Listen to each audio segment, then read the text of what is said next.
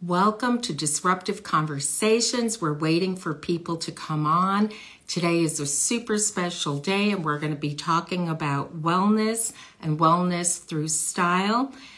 And our guest today, my guest today, and our guest today is Gail Perry, better known as Gail Style.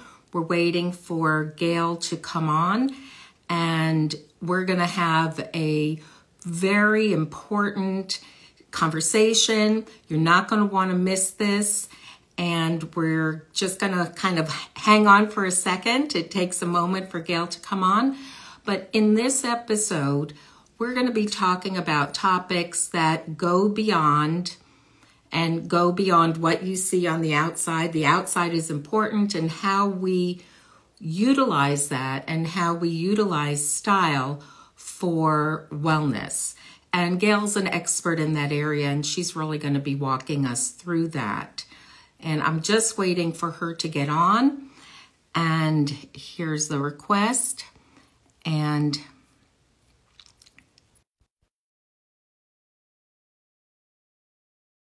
comes on, we're going to be introing and moving right in. Gail has joined, and I'm going to see her right now. Hi. So everyone, hi. So everyone, welcome to Disruptive Conversations, in which we have deep dive and important conversations with influencers, thought leaders, authors, entrepreneurs, in which we deep dive and really look at the experiences these women have needed to navigate and conquer in order to create the achievements in their personal and professional lives. I'm Dr. RISA, RYGER, clinical psychologist, and I'm an expert in change. I help people make positive change at any point in your life. Now, you can't have positive change without disruption. You need to disrupt a thought, a feeling, a belief, a behavior in order to create your 10.0 life. And that's what this series of conversations is all about. And today we have Gail Perry with us, better known as Gail Style. And just a couple of moments, I always have to read because she's got such an incredible bio, that Gail is a celebrity and international stylist for fashion at home.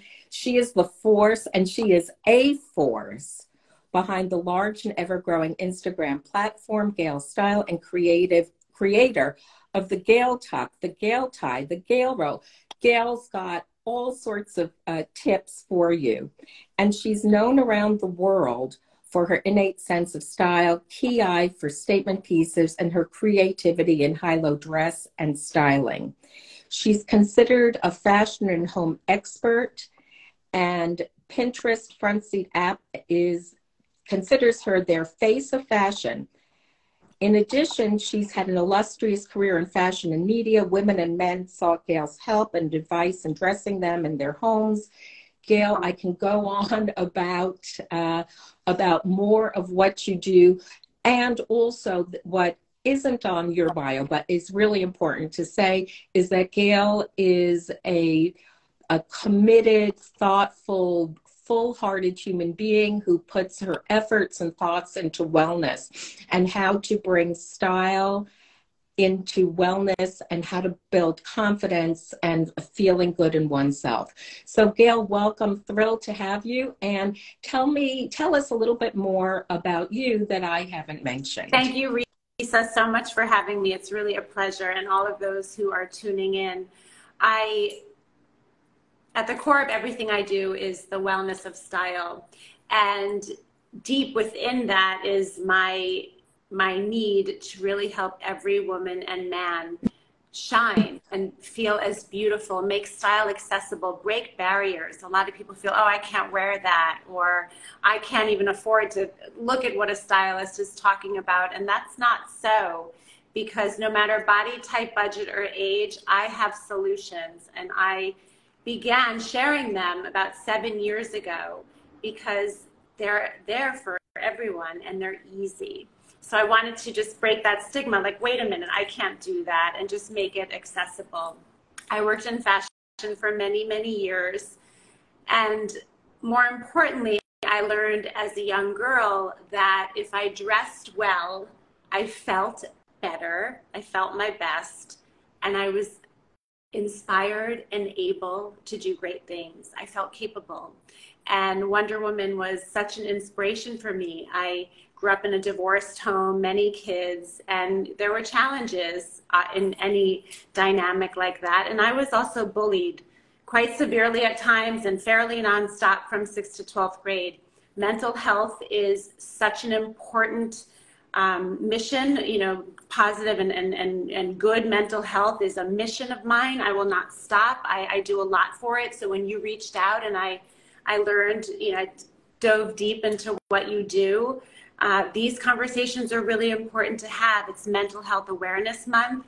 One of my best friends is suffering so severely, and it weighs on me every day. I also have a teenager and a preteen, and there's a mental health crisis in this world. And I actually work with young kids, even in the way that they dress. And have you ever seen, those of you who are parents, or even those who are close with kids, when they put something on that they love, do you see how their face lights up? Do you see how they're more ready to jump up and go where they need to go? It's a real thing. And I've often heard from women, I'm stuck. I hate where I'm at, especially post-pandemic. I sit at dinner parties. I compare myself to everyone around me. I'm nasty to my husband. I'm mean to my kids the next day. And I say those days are over. And I've had women say, trust me, you're going to come over. There's nothing in my closet. Nothing looks good on me. And after being there, countless outfits. And they're dancing. They're saying, oh my God, I have a waist. And I'm going to be intimate with my husband tonight. And I haven't let him touch me. So that's just a snippet. Well, what a snippet that is. And so thank you for sharing what's so important, not only to your career, but also to your heart. So if you could take us in another step, Gail, because you've talked about all these different experiences you've had. And so what is it that you have needed to disrupt within yourself in order to create, in order to achieve your personal and professional success at this point in life? Of course, there's more going forward, but at this point, what is it that you needed to disrupt in you? I would say disrupt the noise in my brain that would say, oh God, the Gail Tuck sounds so outrageous. Or can I really leave the corporate world and start this business as a single mom of 2 kids and a very big overhead? You know, like, can I do it? And we all have naysaying voices in every areas of our lives. So for me, I've had to disrupt those voices, and I've had to really have the courage, and I had to keep declaring what I believe in so that others would trust me. Yeah, trust and how trust gets communicated is so important. And just a moment for a takeaway for people, because it's important that you hear that it doesn't happen one time. It's not you tell yourself one time, oh, don't listen to that critical voice inside of me. That's something that happens over and over and over again. And to not feel discouraged is if you say that to yourself once and all of a sudden it's Correct. There again. It took years and years. And I've been thinking a lot about the phrase choose happiness, or just wake up and mind over matter. And so I'll ask you, doctor, for those who are really struggling, because I am in this wellness space. I certainly don't have the credentials you do, but I have changed lives and saved lives through style. And certainly I always refer them to a therapist if they don't have one as well, because it takes a team. But how can we say choose happiness? Like, this is a really important question, because how can a brain that has such noise and is not well, right, and has depression, choose happiness? My brain can, because I'm not clinically depressed. That's a great question. And you know, it's so important that we sort that out. And people don't choose to be depressed. Let's be very clear. It's like if you wake up in the morning and you're going to say to yourself, well, gee, am I going to choose to be depressed? I think that many people would not sign up for that. And so there's a shaming aspect of it. If like, well, just toughen up.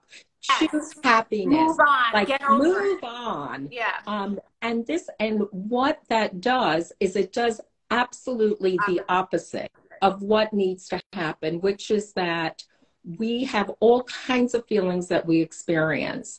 And depression is one of them. Sadness, depression, feeling down. When we're talking about clinical depression, of course, we're talking about a different area of that, which you are very well aware of, but that it isn't simply that kind of choice. And there's something around, which I'm sure you know about, which is called toxic positivity. It's like, how's everything? Great. Yeah.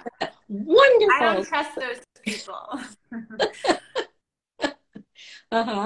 And could you talk a little bit more about that and the importance of acknowledging all of what we feel?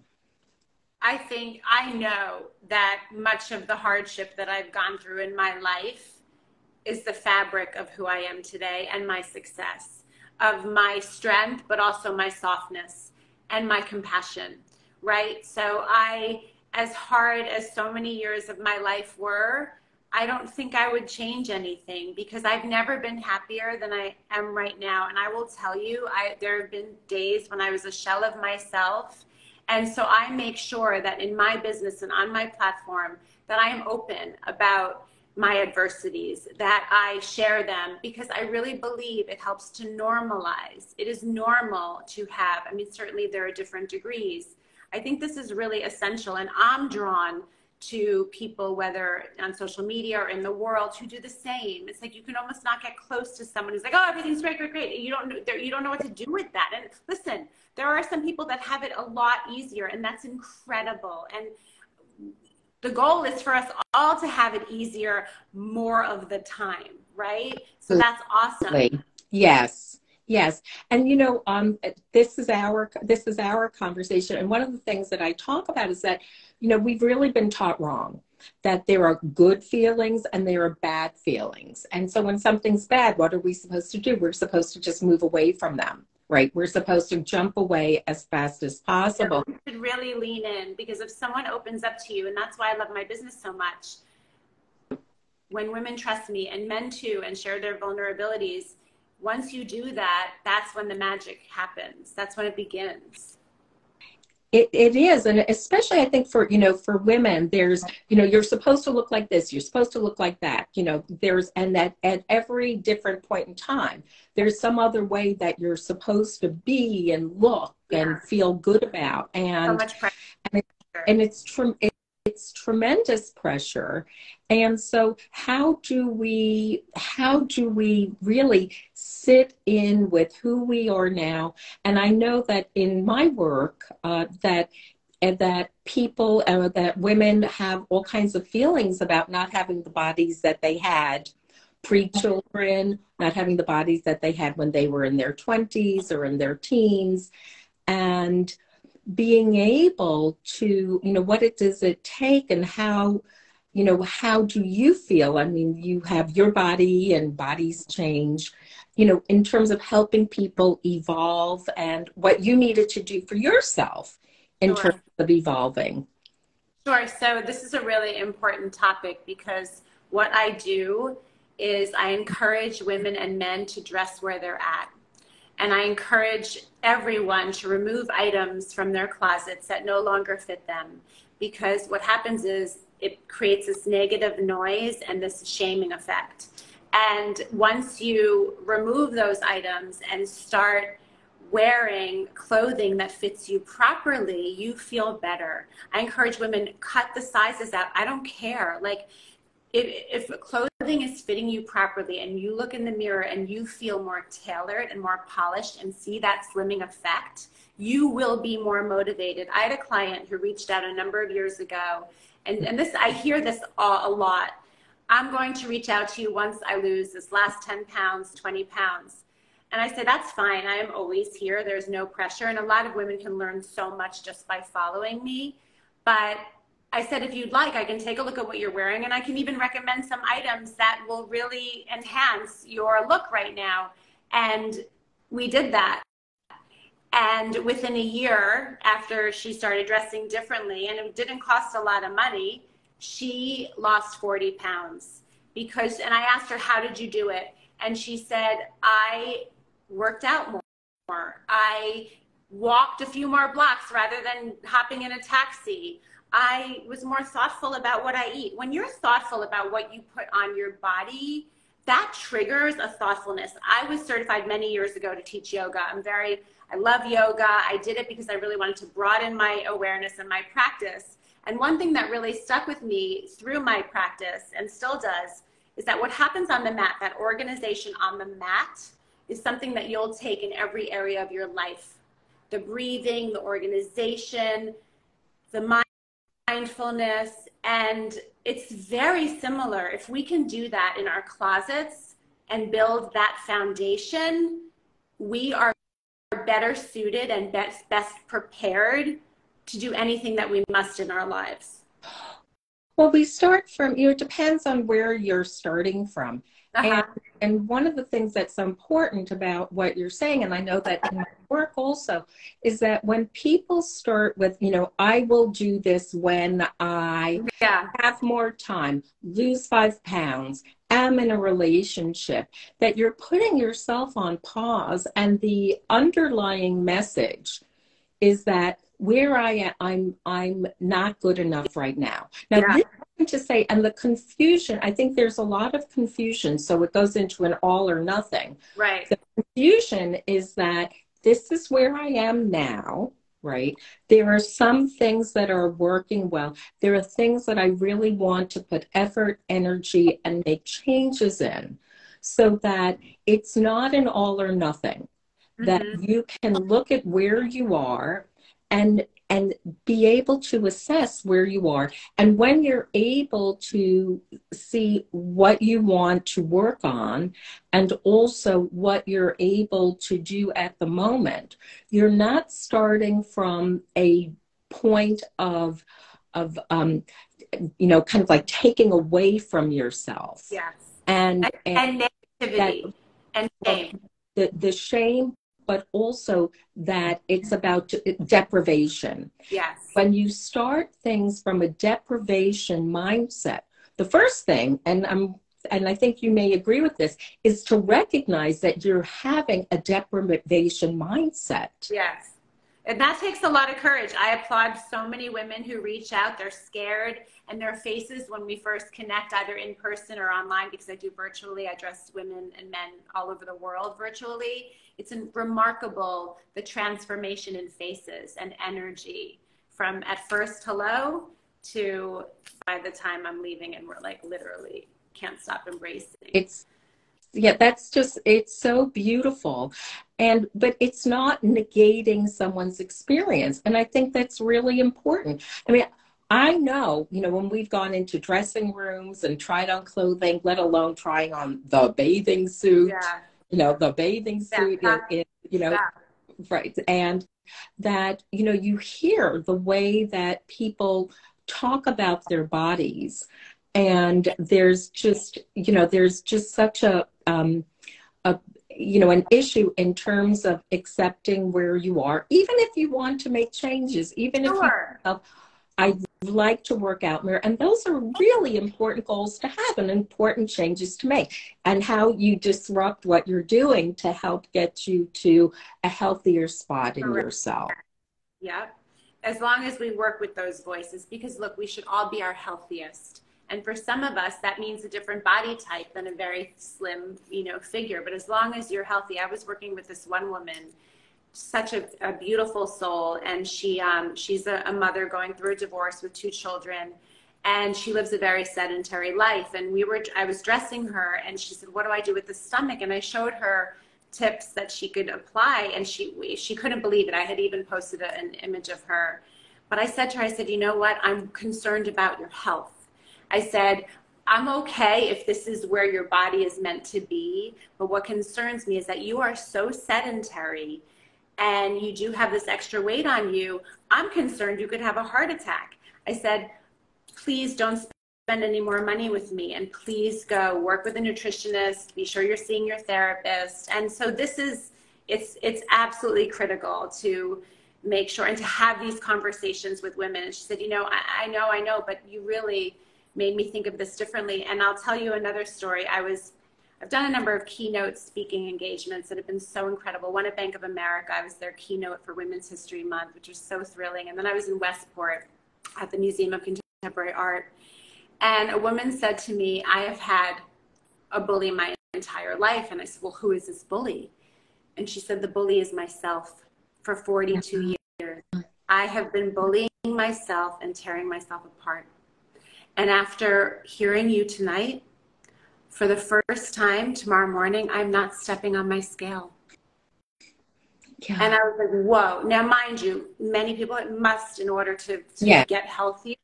But this is a woman who really, she looked like she was where she should be. She was muscular, and she really wasn't as big as she sees herself. And that to me was everything. It released her from that prison. And, you know, this happens for many women. We're in a prison, and I want to change the conversation. And I want to I use style as a vehicle. It's tried and true. There are women who never imagined tucking in, showing their waist, wearing certain things. And it's really an incredible thing. You know, you just reminded me, because, you know, you speak, I speak, and we speak in all different places and keynotes and such. But you reminded me of one time I was doing a presentation for a clothing company. And I had women together, and I said, okay, pair up with somebody that's next to you, you know, somebody you don't know, and give this person a compliment. So nice. Right? I love that. And then what happened? And the room is a buzz, noise, you know, like chatter. It's so great. And then what happened, you know, I said, well, tell this person something about them that you noticed. And then I said, and now tell this person something positive about yourself. And Gail, the room was silent. It was just, you know, the silence was screaming. That's tragic. And not unusual, you know, not unusual. And so when you give people an opportunity, you know, we all have vulnerabilities, and how do we get safe with addressing our vulnerabilities? But because it's like, you think that if you're going to say something about being vulnerable, and I'd love for you to comment on this, you think that if you're going to say something that you feel vulnerable about, that you're going to feel more vulnerable. But it's really the opposite. If you talk about something that you're feeling vulnerable about, you can feel more strengthened and start to feel more courageous and confident in yourself. And I'd love for you to comment on that, because I think that's your space. I see this on the daily. It's so freeing. You know, women will write me messages. One woman said, I don't leave my house. My husband's begging me to go to dinner, go to a bar mitzvah, what have you. And she said, I won't leave. And she lives in New York City. So I went over to her home, and I stood her in front of the mirror, and I said, look in the mirror. I said, those days are over. And instead of your mind going to all those things that you hate about your eyes going to all those things you hate about yourself, I want you to focus on what you love. And we talked about it. And I used what she had in her closet and dressed her differently and really tucked in. A lot of women feel they should leave clothing out, but when you leave your clothing out and you try to cover, you actually add volume to your appearance. So this is why I wore the shirt today, which has the Gail tie. And when you tie it at the waist, no matter body type, and I'm even wearing Spanx jeans, everyone, because these jeans, no matter body type, are incredible. And for women, once they tuck and they taper, she looked in the mirror, was like, oh my God, I have a waist. And I said, just sit with this. It's a mind shift. And let's just like process everything that happened today. And within a few days, she wrote to me, I was at this restaurant last night. I wore this. I'm going to this restaurant tonight. And it's just, she said, I wasn't leaving my house. Yeah. So what I want to pull out of this for people to hear is that this is, you know, the clothing becomes a metaphor of people covering themselves Correct. up and really not showing themselves. And that's, you know, that's so important to be able to do. So I have another question for you. Fantastic. So here we are. We just have really just a few minutes left. I know the time is it's like a blink. And so you've had your, you had your disruption early on of what you needed to disrupt in yourself to be where you are now.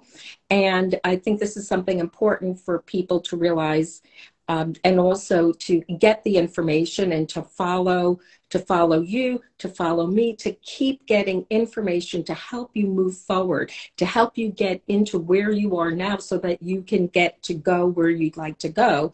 And so, Gail, what's the next disruption that you have that you think you're going to have with yourself? Well, I had one during the pandemic because I was really nervous, and I share this story because I'm 50, and sometimes you get to this point. I've always had a career and always worked, but my kids are at an age now, or they were, a little older, and that's when I started my own business. But when the pandemic hit, I was really nervous because women and men stopped dressing to go out. And that's why I was so committed. And I would say, no matter if you're only going from your bedroom to your living room, put on that pretty blouse. You will feel better. And I would get picked photos of families all over the world, and the whole family's like kind of dressed up for dinner. But I was nervous because I had taken on a larger apartment that I was able to negotiate in New York City for the pandemic price. And all of a sudden I'm like, oh my God. So one of my best friends is so incredible, such an angel. And she said, I love seeing you in your home. And someone had written something about my interiors because I'm a home stylist as well. So thank you.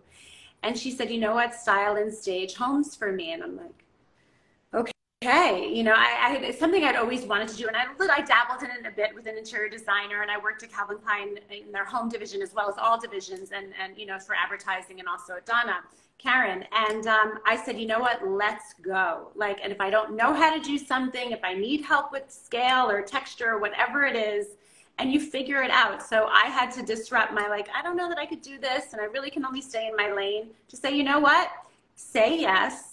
And I'm also super honest about it.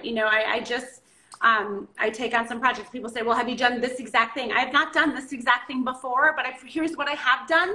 And you will have my all, because my level of service and my heart, I'm so proud. And it all ties back to my mental health that really suffered. And still at times it's challenging. And I posted a video last night for Mental Health Coalition that basically said, okay, here's how I look happy, or here I am happy. Here I am looking happy, but I'm struggling. I'm a divorced family now. I come from divorce. I'm managing my children's emotions every day, and mine, and it's so the point is, we do have to disrupt. And that, to me, that's it's an essential, and constantly be evolving and have the conversations like this. And I thank you, because these are important conversations. And I'm so happy to meet your community and your following. And I'm here to really help through style. And even I speak with women sometimes so late all night whose daughters are being bullied, and I share my experience and what helped me. And do you force her to go to school if they're waiting at the doorway to kick her? No. I was forced, and I had to dodge the kicks. And this stays with you forever. Well, that's what happens. It's not, I'm a mom too. I have two daughters. They're in their young adulthood, and we don't forget. I mean, that's not what this is about. It's not about forgetting. You're not going to have amnesia about what happened, but you are going to learn how to learn from it and what you take with it, and kindness and compassion, and develop your own strength, because you're here now, as are many, many women who've gone through their struggles. And if you're tuning in today, you're here now. So there's something that you've overcome. There's something that you're working on. There's something that you're feeling a hopefulness about, which is so important. And that's why I say positive change happens at any point in your life. And that's really where we have optimism, is that it's really true. It's not there as a slogan, Gail. It's really the truth, and how to help people, and how to help people exactly where they are, exactly with their body as they are, exactly, whether they have the job of their dreams or they're looking for work or they're going through transition, and how to parachute in and help people where they are at that moment in time. So I'm sure everybody wants to know how to stay in touch with you. I just want to say one thing. Sorry. Sure, sure. When you said that, because what happens when you do that, your confidence is lifted, your mood is lifted. And when you go out in the world like that, that is the most important, that is the most attractive woman and man in the room. The one that has the confidence, the one that has the light. Sometimes I see people that are so gorgeous and they don't have that. And hopefully they, in time they do what they have to do. But what you were just saying is so critical. Begin where you are at. And this message is one I always end with. Because it's essential and it can be done today. It can be done by simply, here's a way, right? So you need an example. So if you are wearing blazers, for instance, and I love a blazer because you put a blazer on and it instantly elevates your look. The shoulder pads help create a V shape of the torso, a slimming effect. If you're wearing one that's hardly, the lapel is hardly kissing, I like to say, and it's open like this and you're feeling like you're stuffed in it, that's a terrible feeling. I sometimes even size up so that the lapels can really kiss, because I think that's a very tailored, chic look. That is a way you can begin today. Take a look at your blazers. If they're too small, no matter what that label says, order it, and it can be done for everywhere from Zara, Mango. They don't have to be super, ASOS. I mean, they're out there, but it is also good to invest in great ones, which is important for sustainability too. Fast fashion is a whole nother topic. Well, Gail, from now on, in addition to everything else I'm taking away from this conversation with you, every time I put on a blazer, I'm going to wonder if my lapels are kissing. Listen, this is important, but to answer your question, yes, anyone can certainly DM me. My email is on my Instagram page, Gail Style, which you see here. And I love hearing from, even if we're not going to work together, I love hearing from women. I love hearing their thoughts. It inspires me to be better. I tell women, I sit here and I do all the thinking for you. I sit and ponder outfits and looks. And what's so interesting is if my style is classic with edge, and a lot of women say I'm searching, and finally I find someone who has what I'm looking for. It is attainable no matter body type, budget, or age. So thank you for this opportunity to share this message and my mission. Well, thank you so much. I'll just tell you one thing, because you inspired me to tell this, is that as I sit here and I'm wearing my dress, I have my heels on.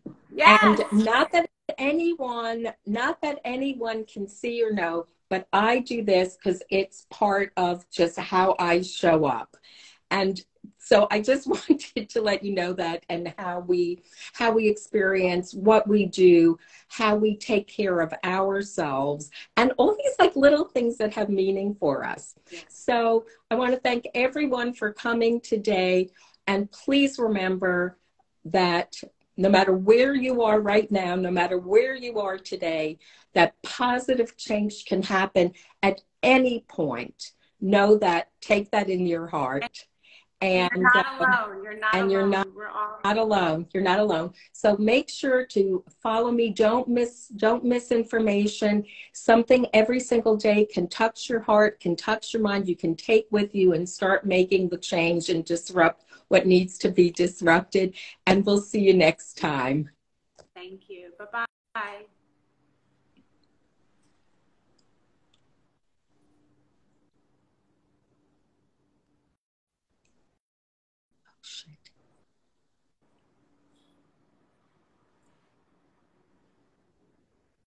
Hi, can we take a photo?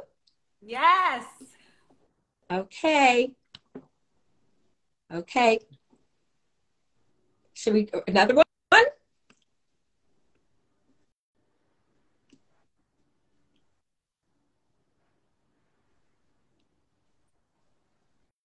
Good. Okay. Thank you. Bye. Bye.